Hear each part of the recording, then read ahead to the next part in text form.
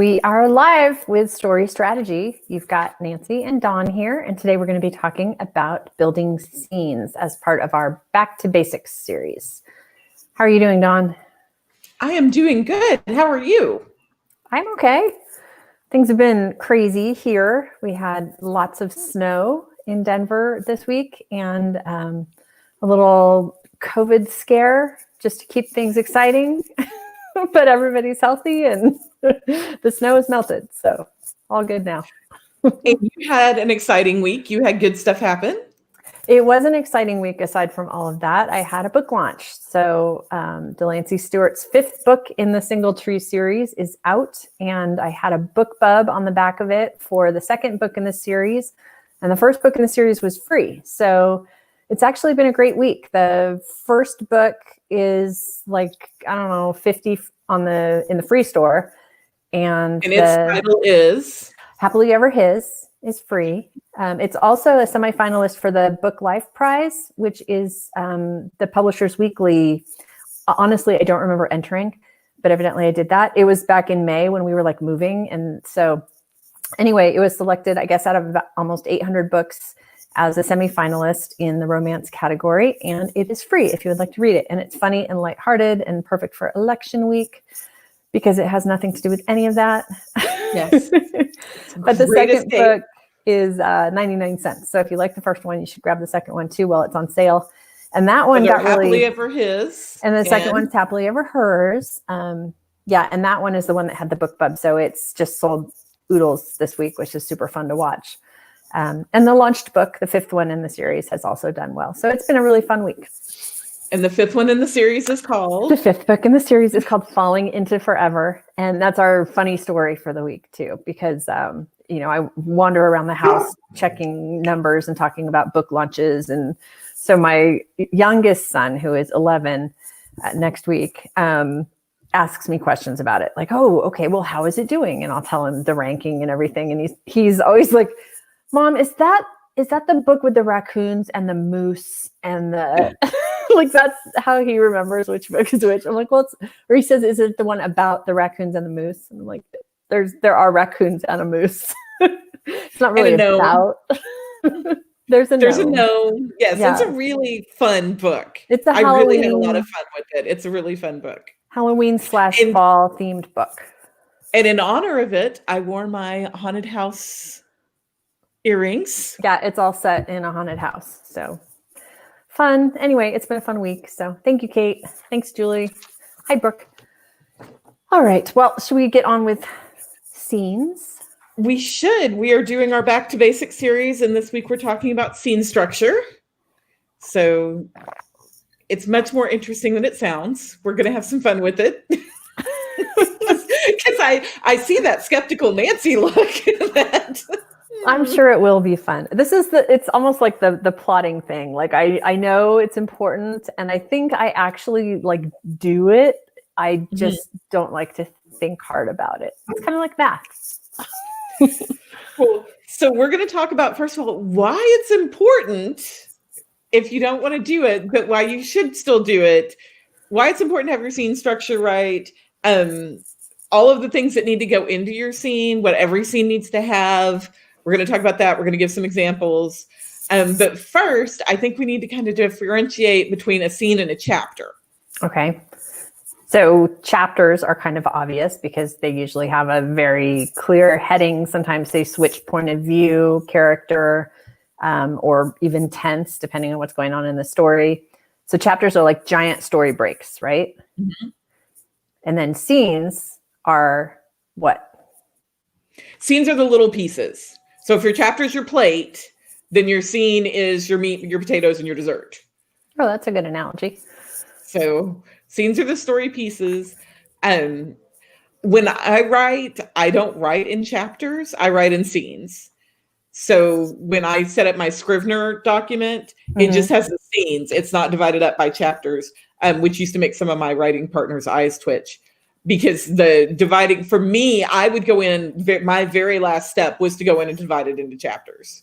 Oh, yeah, that does sound a little backwards to me, but okay. That's like when people tell me that they don't write linear, they write all over the manuscript. I'm like, but Why would you do that? It's my process. It works. Whatever. That's not a process. That's chaos. Yes, I've had that exact conversation before with somebody else. It was like, okay, no, why are there not chapters listed there? You have your chapters, you put your scenes inside the chapters. Your scenes are just everywhere. Yeah. So the scenes you've got to honor your process, whatever works best for you. I'm pantomiming to someone to let them know that I am live on the internet. The whole world knows. So, okay, so the reason why the scene structure is important, I'll do that while you're pantomiming. The reason why the scene structure is important is because your scenes have to have a purpose. They have to be moving your story. They're either moving your plot forward, or they're moving your character arc forward. They are doing some kind of work, or they don't get to hang out in your book. Right. Even if they're gorgeous and wonderful and a lot of fun, if they're not doing something, they don't get to stay. Yes, things like, and then she has a meal. Yeah. No freeloading scenes allowed. They're not allowed to hang out on your book couch. They got to go. They either work or they got to go. Yeah.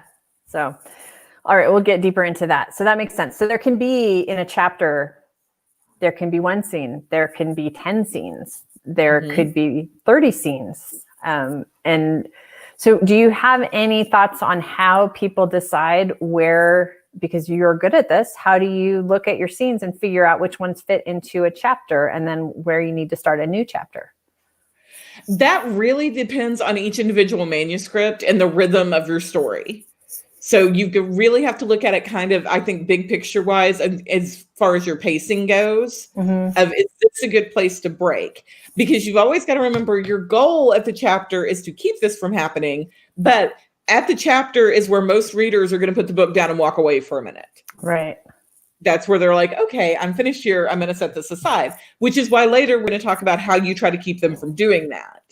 Is that our hooking episode? That's our hooking episode. I'm so excited about that one. I'm gonna wear more makeup for that one. I'm gonna go full 80s hair. Y'all maybe something kind of low cut. I don't know. Yeah, that's gonna get us the wrong kind of viewers. I'm just saying. So when you're looking at your scenes, you've got to figure out, first of all, what goes together. And so a good part of where to break your chapter is if there's a change in location, or y'all know me and my weird obsession with point of view. You only get one point of view switch usually per chapter. Yes.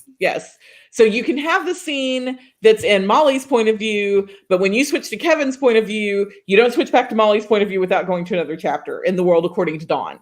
Well, so The World According to Nancy, I much prefer this whole chapter. It might be 3 scenes. It could be 20, is all going to be, can't remember, Molly's point of view. And then when Kevin's going to talk again, he gets his own chapter. That's a good way to do it too. That's a good way to there's some points, and it really depends on the individual book. There are some points where the full chapter works where you switch between one to the other, but switching between one to the other and then back to the first one almost always makes me like, nope, got to change this. Well, there's something to be said about setting reader expectations too, because if you're going to do that, if you're going to have a chapter and have Molly and then Kevin in one chapter, then you're pretty much telling your reader every single chapter will follow this format. We will always have Molly and then Kevin.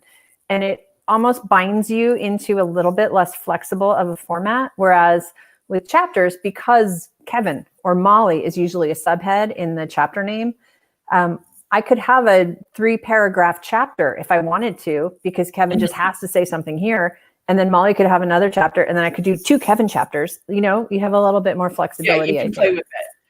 And when you're talking about POV, because this is, that's my thing. When we're talking about POV, the POV of the person in the scene, unless you're writing a single POV book where it's always in the same character's point of view, no matter what's going on.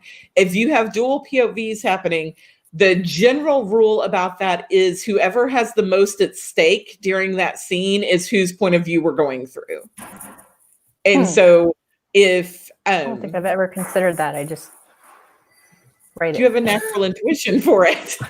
Or I do it wrong and I don't care. I don't think so. Okay. Always that. Oh, we froze for a bit there. That was scary. But there's always somebody always has.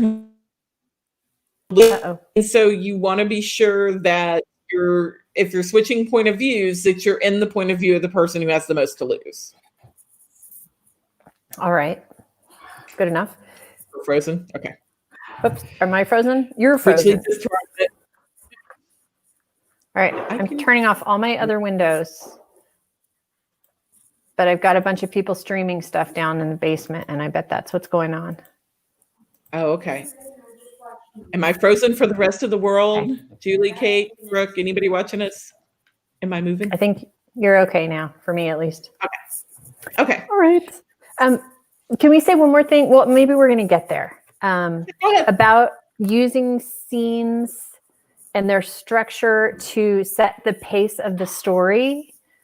I kind of like, I think we're probably going to get there. I'll just hold it for a little bit. Okay. I feel like I have a good point. I don't want to make all my good points right up at the beginning. Okay.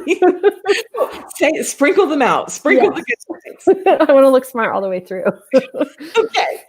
Well, and that we're back to talking about our favorite thing, which is goals. I don't think we have quite banged into everybody's head how much your characters have to have goals. Yeah. So these goals are a little bit different, though, because we've talked about your character has a goal for the entire story, that they have something they're working towards and that kind of thing. What we're talking about now is every scene, your character, whoever's in that scene, has some kind of goal. When they walk into that scene, they have a mission of some kind. And so if you're looking at your scenes and not sure what you want to keep and what could go, that's when you look at, okay, what does my character want when they walk into the scene, and how do they get it or not get it, and how does that impact the rest of the plot? That's good advice, because I think that's one of the hardest things for people when they somehow have developed this massive 120,000 word thing and they're being told that they need to cut, but they don't know what to cut. Right. That's a great criteria. So your character has a goal. That goal is going to feed the conflict and tension, and all of your scenes need to have the goal, the conflict, and the tension. There needs to be a reason why I'm reading this. There needs to be a reason why the character is there, and there needs to be something that's making me concerned about them or cheering for them or having some kind of emotional response to the fact that the scene is happening. Even if you're just anticipating what you're pretty sure is going to happen in the scene, because in a romance, sometimes it's not a giant goal. It's like they need to have more fun and games, like it's bonding. So they're just going to go have a fun conversation, kind of. I mean, usually there's the story goal still in the background. And so the conversation will twist a bit around whatever that thing is. But your reader needs to kind of sense that there's something happening, and they have to be interested in whatever's going to be happening in that scene, or else why would they read it? Right, exactly. You don't, and that's when you get scenes that readers start skimming.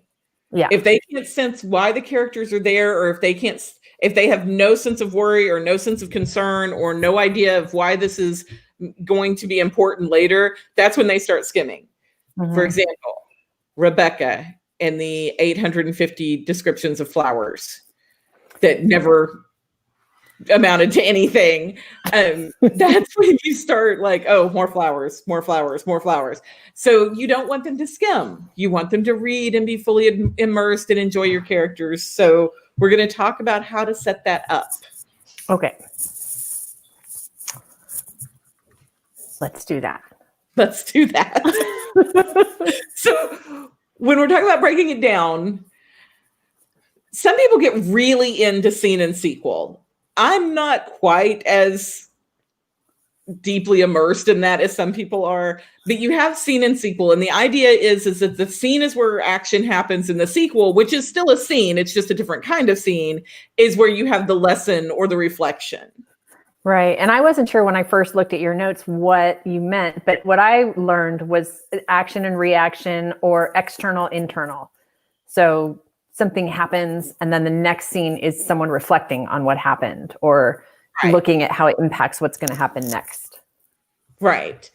And that's where there's this great video that we can put the link to. And it's less than 2 minutes long. I think there's some language in it, just heads up. in case you've got kids in the room. But it's from the creators of South Park, and it's them giving a lecture to some kind of creative writing class at some college. And they talk about the but, therefore, but never and. Okay. And they were talking about when they are setting up their scenes, or when they start getting stuck telling a story, that they start writing out the scenes. And then between each scene, you should either be able to put the word but or therefore, but you don't want the word and. So like, for example, if you are writing about Halloween and it's, Nancy wants to be a ghost for Halloween, therefore she goes to the store. So you've got your goal, and she's going to the store because she wants to be a ghost, but all of the ghost costumes are sold out. Therefore she goes home and decides to use a sheet, but all of her sheets are purple. So and that's a really bad example. But we need to do scenes. For the record, I don't know what color Nancy's sheets are. I don't have any purple ones, but I'm going to get some. Between each scene, you should be able to put but or therefore. If you have where you're putting and, that's a scene that you were talking about and then she goes to dinner. Or, and so Aaron Quinn, who is an author, talks about how at the end of the scene, which we're going to talk about in just a minute, but at the end of when you get to the outcome, you either answer it, you're talking about their goal, either yes, they got their goal, but, or no, they didn't get the goal, and to make it worse. And so and to make it worse. What do you mean, and to make it worse? Like, for example, Nancy wants to be a ghost, therefore she goes to the store. Her goal at the store is to buy a white sheet. And it's either, yes, she buys a white sheet, but she realizes that it's completely see-through and everybody's going to immediately know who she is. Or no, she couldn't buy a white sheet. And to make it worse, she tripped on the way out and broke a nail. So it's escalating your stakes and complicating your process as you move through it. Got it. Okay. Well, so let's see, you broke it down into action and reaction, or scene and sequel, and then you put 3 fun words under there. So let's go through the action scene. So mine's front and back. So that's going to be in the action scene. You're going to have your goal, your conflict, and the outcome. Okay. So that's that part of the scene is the reader has a goal, like, and we've got a great example here that I think will be fun. Not a great example, but it's an example. It's a real life example. It's a real life example. And this is talking about the scene goal. Now, the scene goal is related to the story goal. It's like the stair step to get up to the story goal. So the scene goal, you've got that. You're going to have your conflict of whatever's preventing that, whatever's the opposite of that, whatever's the obstacle there. And then you have the outcome, and that's in the action part of your scene. And then in the sequel, which is the reaction part of your scene, you have the reaction, a new dilemma, which is how do I deal with this problem? And then a decision, which is your new goal. And it's just a cycle that keeps going. Is it a separate scene, the sequel, or you said it's the sequel part of the scene? If you're talking about, it can actually be either one. It can, because it depends on how you're thinking about dividing up your scenes. Okay. So can we talk about the pumpkin contest? Because yes, I think that's a fun example. My 13-year-old son, there is a pumpkin carving contest at his middle school. He told me about it last week. It's due tomorrow, the pumpkin. He doesn't go to school tomorrow, so that makes it hard if he hasn't turned it in yet. so let's go. Competition. So he wants to enter the pumpkin contest because he can get $50. And his external ultimate goal is to buy this video game that he really wants. Or no, graphics card. It's a graphics card. Okay. So he says, Mom, I would like to enter this contest. I'm going to win $50. And I say, that's fantastic. His story goal. His story goal is to win $50. Yes. And so to do that, he has to get a pumpkin, which he could ride to the store, but they're heavy. You can't really put it in his backpack. So he charges me with this responsibility. Go get a pumpkin. So that's the goal. So the goal for this scene is that he wants a pumpkin. Yes. So the goal is to get mom to get him a pumpkin. The conflict is mom doesn't want to go to the store to get the pumpkin. He can't carry the pumpkin. Mom and him have opposite goals. Well, mom keeps forgetting mostly, or the one time that I did go, they didn't have any pumpkins. Like I literally looked in those big bins and there was like one like super mashed up lopsided one. And I was like, oh, I waited too long. Like there's no more pumpkin.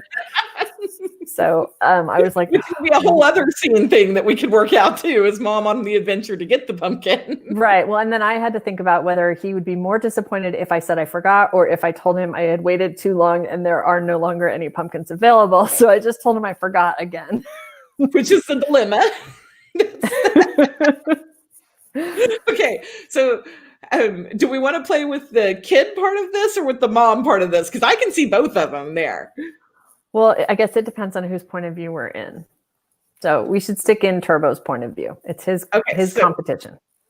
So Turbo wants to win $50. That's his overall arching story goal. His mini goal, which is in the scene that we're going to set up, is he needs a pumpkin to win his $50.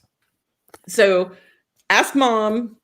Conflict is there aren't any pumpkins. There isn't a pumpkin to get right now. Mom can't go for get a pumpkin. Yeah, it's mom isn't getting the pumpkin. Mom isn't getting the pumpkin. Even though I told her to a whole bunch of times. And so the outcome of that is that mom ends up ordering a pumpkin, right? No, I found one. Yeah. But I got it yesterday, I think. Okay. So the outcome of that is that the pumpkin shows up, but... No, I got it like 3 days ago, but I put it in the garage and I told him that I got it. So I was done. Okay. So now it's on him. Responsibility is finished at that point. So the goal was to get a pumpkin. That's his goal for that scene. Conflict was he doesn't have the means to get the pumpkin himself. He has to depend on mom. Mom's slightly forgetful at some points. So the outcome, and this is where your character either accomplishes the goal and things get more complicated, or they only accomplish part of their goal and things still get more complicated, or they don't accomplish any of their goal and now they've got to figure out a way around the new obstacle that's popped up. So in your case, he accomplished his goal, but things got more complicated because it was later than he was expecting. He's now under a time pressure to complete the carving. Well, and the things got more complicated, partially because after the pumpkin was delivered, he let it sit for 3 days in the garage. So procrastination. So that's the reaction. So you've got the outcome, because he achieved his goal. He got a pumpkin, but it was later than he expected. And his reaction to that was he let it sit in the garage, which has its own consequences and stakes of you're getting closer to the time of the competition. He's going to be pressured when he starts carving it. And so that leads to the dilemma, which is where he's got to figure out how he's going to make that work now. Yes. Because the dilemma is it's really close to time. I can't carve this intricate thing of whatever he was going to carve. I don't know that there's a plan. That's another. Okay, so let's say the dilemma is he had planned to carve an intricate scene from The Nightmare Before Christmas, and now he's down to I've got to do the little triangles on each eye and the little jagged mouth thing. So that's the dilemma, because he's got to figure out how he's got this obstacle, and he's got to figure out how he's going to overcome that complication, which leads to the decision. And this is where you decide on a new goal. And so if part of his reaction to the dilemma is he starts chopping it up like, Shining style. Fit of rage. Right? And then suddenly there's pumpkin guts everywhere. Now he's got to make a decision of how he's going to fix that. And that leads to the new goal, which is getting another pumpkin because his is ruined because of. And so it starts another cycle. Yes. So that's kind of a silly example, but it works of when you think about your character walking into a scene, and some of these are like sentences long. It's we drug that out all really long, but some of this can be like sentences long of if you have, say in a romance, you have a guy, friends to lovers, this guy's finally gotten up the nerve to ask this girl out on a date instead of just a, hey, let's go hang out as friends thing. And so he walks into the scene with the goal of, I'm really going to ask her out this time. And so when he walks in, before he can say anything, she immediately is like, oh my God, Brad called me. He's going to be here in an hour. He's totally taking me to the dance. You got to help me figure out what to wear. So you got your conflict of you got opposing goals of, well, I was going to ask you out, but now evidently I'm just your fashion consultant. So you've got your outcome there of, did he get his goal? Well, his goal was to ask her out. So no. And to make matters worse, she's going out with Brad. Right. So then when you get your reaction, it's does he get angry? Does he tell her that Brad has cooties? Does he, what reaction does he have there? And that presents the new dilemma of, say he gets angry and she's like, why are you mad at me? Well, then you've got the dilemma of, this is a new obstacle. How do I conquer that? Which leads to the decision of, oh, sorry, I'm grumpy. I just need a Snickers. Have a great time on your date with Brad, which is a decision that I'm going to let her go. And it starts a whole new set of goals. Is this making sense to you guys? Do you have questions? It gets kind of, I don't know, simplistic when we break it down like that, but I think it's a lot more complicated and confusing sometimes when you're actually trying to write it. Oh, definitely. But like I said, she's eating Reese's pumpkins. How does that work into it? It's not the kind of question I was thinking of, but like I said at the beginning, I think that a lot of writers probably do this naturally without really thinking, about all of these different steps. I definitely don't break scenes down like this when I'm writing, but I do notice when I'm reading something, I do notice if it's not flowing for some reason. And a lot of times this is the reason why, because something is missing or somebody doesn't have a goal or there is nothing happening or I don't know what's going to happen. So any of those problems can be fixed by looking back at what you've been writing and asking, okay, did the character enter this scene with a goal? Was there a dilemma? What was the outcome? Did it make things more complicated? Did it build tension? So hopefully that makes a bit more sense. Julie says that, I hope so.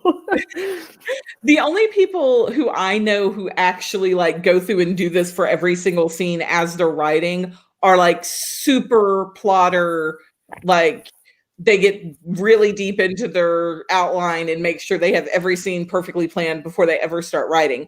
Usually I feel in my experience, this is more of a diagnostic tool. This is more of especially like when I get it or when you get it and we're like, okay, something's wrong here and I don't know what it is. Yeah. Or if you have, go ahead. I love doing this with you because the way that you think about stories is much more structured than the way that I do. And so I've always been kind of a natural editor, and I do focus much more on language. Like I know if a sentence isn't working, and I know how to fix it. I can't exactly tell you the rules. I have to look them up, but I always know. And you have that sense with story, or you have this innate understanding of all of these structural blocks that fit together to make a story. And so when we have these conversations, it's kind of cool to me because I think innately, I just have read so much that I understand this stuff about story. But hearing, you break it down into the blocks is really kind of cool because I'm like, yeah, oh yeah, totally. I get that. Yes. Um, Kate's asking, Kate's asking, and Dawn doesn't have her glasses on. Can't some scenes have smaller goals, quieter scenes? Does this make sense? Yes, those are usually your sequel scenes. Those are usually the ones where you've got the reflection. And yes, you want to have that. That's usually where your reaction is happening rather than the action. Well, and that scene could be a person by themselves in their bedroom thinking about, whatever just happened in their life, what the problem is, how they're going to now accomplish their goal or not accomplish it, or there doesn't have to be 30 people in the room and a whole bunch of stuff happening to make it a scene. Right. Does that make sense, Kate? Okay. She said okay.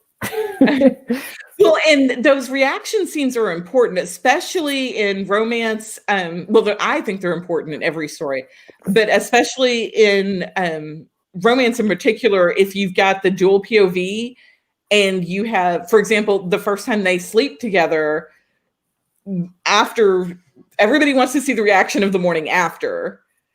And so it's important to have those quieter scenes like you're talking about, of maybe the morning after they get up, they make breakfast together, and then he's got to go to work and she's got to go to work. And so you're going to have that reaction scene there too, of maybe the outside goal of that is I've got to drive to work, but your character in her mind is thinking, okay, was that a good idea or was that a bad idea? And I answered out loud. So those quieter scenes and introspection and reflection scenes, those are just as important to move your character arc along as some of the action scenes are to move the story plot along. But they have to be thinking, if it's just a person in their bedroom thinking, they have to be thinking about those things. They can't just be thinking, I hate this color blue on my walls. Maybe I'll paint it yellow. Those kinds of quiet scenes, that's not quiet. That's boring. And it doesn't do anything to move your story forward. Yes. So those reaction scenes are important. The action part needs to feed it. And that's also where we've talked about creating the tension too, is even in those quieter scenes, taking the romance, if we're talking about the morning after, and say, like I said, they cook breakfast together. Maybe they don't. Maybe they just wake up the next morning and are like, hey, that was fun. I got to go. And they're both going separate ways to work. I completely lost my train of thought. It just zoomed out of my head. I don't know what I was talking about. We were talking about the reaction scenes, and that's important. Yeah. Yeah. Okay. Mm-hmm. Okay. Well, I think we're getting to, remember, I had something I wanted to kind of talk about, and yes, I think you talk about it, and I'll see if mine comes back. Okay. Well, and I think we're kind of there anyway, because the next thing you were going to talk about a little bit was sort of how to start and finish a scene, and in structuring the scenes, I told you that they could be very short, they could be really long.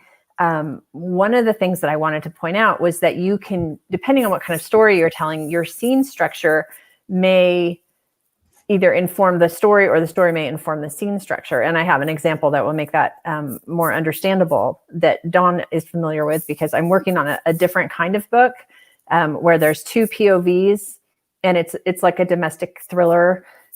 So at the beginning, as we're alternating POV, the scenes and the chapters are longer. But as we get to the climax, which sort of coincides for the two POVs, the scenes are getting super short and the chapters will be really short. So using the length of your scenes and your chapters to build tension is a tool that you have at your disposal. Does that make sense? So that was where I was going. I was going to tension. Yes. I just wrote it down on my notebook so I wouldn't forget this time. Yes, exactly. So the especially in a thriller or a mystery or suspense, you're going to use those shorter scenes to build tension.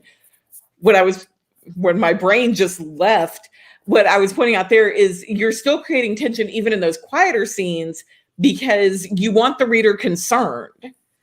And so if you're talking about the morning after scene and they're driving to work and they're both mulling it over in their head, you want the reader interested in okay, is she going to think this is a good idea? Is he going to regret this? Are they going to be thinking about how they've got to go back to being friends? Whatever. and with your domestic suspense, which for those of you, I've read some of it, it's really good. Just don't do that yet, because it's I don't even know if this will ever be a book. well, if it isn't, that's fine. But just know it's good. Anyway, but that definitely feeds your pacing, and increases your tension. And when you were gonna talk about the beginning and the ending of the scenes, your goal is to keep increasing that tension so they keep turning the pages. Exactly. So you can end a scene with a question. I mean, not necessarily a literal question with a question mark, but like something that is not obvious, something that hasn't been figured out, something the character is trying to find out or do. Or, you know, one of the things that we do in romance is we always talk about the wound or the misbelief. So those quieter reaction scenes are often very tense because the character is thinking about their misbelief. Even though this great thing happened, we, spent the night together, whatever, it's never going to work out because of this big thing that I believe that is totally not true. But so as the character thinks through their misbelief, the reader should be like, you moron, no. Right. Yes. Well, and you don't want it to get to the point where you actually want to start like smacking them in the head with a ruler. No. But there are times that you're like, no, but he loves you. Don't you understand that he loves you? No, don't start thinking that way. And then you turn the page because you want to see his reaction and know that he's there going, but I love her. So or he's drowning back in his misbelief. And you're like, okay, both of you two, come on, let me just grab you by the ear and lead you over here and make you work this out. So, yeah, my brain, it doesn't want to play today. It's gone. I don't know. So we're kind of at the end anyway. Okay. Well, I had one more thing I wanted to point out. When you were talking about ending with a question, the question usually, obviously it works better if the question is organic and it's a question that comes to mind for the reader. What you do want to be careful of that is, one, you don't want to foreshadow. You don't want to be like, if I had only known what was to come, or if, you don't, in most, especially in romances, that's very rare. But your reader knows bad things are coming, especially if you're in a thriller or a suspense. And so you want to be careful with the foreshadowing, and you also want to be careful with rhetorical questions or questions that just don't fit. Because a lot of times what I see at the level, whenever I get the story, a lot of times what I see is, for example, in a romance, it's, he was so hot and he looked at me with that smile and he winked as he got in the car and drove away, which would be a great place to end the chapter because you're like, okay, what's going to happen after that wink? And then there'll be a question thrown in with, whatever will I do? Yeah. We know we're here to find out what you're going to do. You don't have to point that out. Let's move on. Yeah, exactly. Julie says she's having a bit of a problem thinking of a scene not being a chapter. So scene breaks are usually used to move through time or to change scenery. Think of it like that. Like if your character goes to bed one night and wakes up the next morning, you might have a scene break because whatever they did before they got in bed obviously was action concluded. Now I'm sleeping. And then the next day, you might not need a new chapter if we're still kind of on the same track. So you do a scene break and then your character wakes up and goes on to the next action. You might use a chapter break if, we're closing one POV and going to the other POV, or major action. I don't know. There's lots of reasons to use a scene break. Let's see. Julie says more than one scene in a chapter, more than one goal. So you have to be good at segs. Where I can think of where you would have more than one scene in a chapter would be like, I'm thinking of like in a suspense, if you're having like a rescue scene and it starts off with them kicking in the door and they run into what's supposed to be abandoned house and they're looking all around and they're about to open a door and there's, you want to shift to the POV of the person who's standing right here. You could do that there to have a scene break. or if they're about to open the door, or they, run in, they search the house and they throw open the door and they run into the room where she's supposed to be and the bed's empty. So those are all changes in location. Well, in that last one, the bed's empty. The next scene could be back at the station talking to your boss about how you didn't find the bad guy after all, or right. And so that's where the chapter may not be ready to end there, but the scene shifts a little bit. Or you get to the station, you're talking to your boss, the scene starts off in the boss's office, and the boss is like, look, we've got to find her because this guy has killed everybody within 14 hours and it's hour 12. And that your character moves from being in the boss's office to going to their desk, to doing the research, to their partner coming up and being like, hey, we got a new tip, we got to go. Technically, those could be 3 different scenes because you've got different goals for each little spot. But that's probably only going to be 1 chapter. Yeah, I'm listening to a book right now where I swear I've been listening to it for hours. And I was walking the other day and they went, chapter 2. I was like, what? It's The Vanishing Half. So if you're looking for a good example of someone who has broken lots of scenes in 1 chapter, maybe look at The Vanishing Half, because clearly she has no problem putting lots of scenes in a chapter. Because chapter 2 takes a while to get there. Yeah, I was just like, what? I thought I was on chapter 30 by now. Well, and okay, real quick, because I know we're getting close to time. When we're talking about the beginning and the ending, especially if you're doing a chapter break, please make sure you put enough information at the beginning so your reader knows where we are and what we're doing. Yes, please. Because think about when you come back from commercial on a TV show, you have the advantage of the visual of you see, oh, okay, we're in the field now and there's this person's here and that person's not there. But in a book, if you switch scenes or if you switch chapters, and it randomly starts off with dialogue and we don't know who said it, where they're at, why we're there, who's with them. You don't have to lay out everything, but give enough information to ground your reader in the scene there. And I would suggest use your characters' names the first time they appear or the first time they speak as soon as you can at the beginning of every new scene in an organic way. You don't have to be like, John and Nancy are standing side by side and then write your scene. Don't do that. But don't have somebody suddenly talking and then have it say he said, because your reader will be like, what, who, where are we? Who is this? What? Right. Yes. The goal is always not to confuse them. You want to bring up questions, but you don't want to confuse them. Yes. Totally. And then when you're ending them, the chapters or the scenes, of course, you're adding a complication. Unless you're towards the end of where you've got a resolution or an epilogue, you're adding a complication that needs to be interesting enough that's going to drive your reader to turn the page and go to the next chapter. And that's how you end up being like, I'm just going to start this book. And the next thing you know, it's 4 a.m. and you've read, 1 more chapter. Oh, I already started the next one. So I have to keep going until I get to the end of it.